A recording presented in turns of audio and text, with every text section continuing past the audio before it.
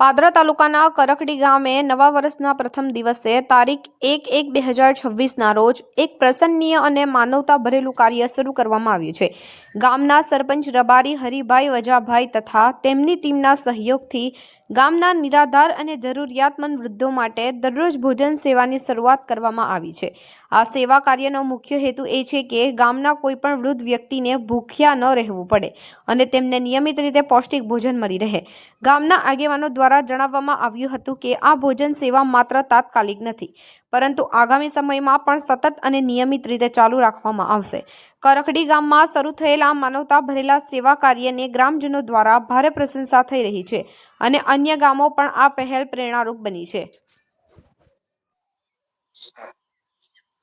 આજરોજ કરખડી ગામ તાલુકો પાદરા, હું સરપંચ હરિભાઈ વજાભાઈ દેસાઈ આજ નવા વર્ષના મારા તથા મારા ટીમ દ્વારા જે વૃદ્ધ અનાજ છે એવા લોકો માટે જમવાની વ્યવસ્થા નવા વર્ષથી કરી છે।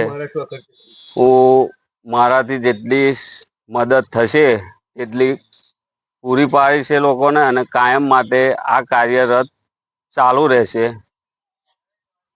શું નામ બા તમારું? જમવાનું સરસ લાગ્યું?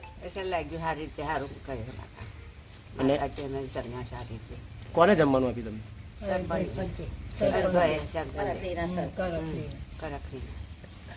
નામ બા તમારું? તો અંતરાબેન પુંજાભાઈ। જે સરપંચે તમને જમવાની સુવિધા આપી તમને કેવી લાગી? હા, સારી લાગી અમને। સરપંચ દ્વારા તમને જમવાની સુવિધા હા, સુવિધા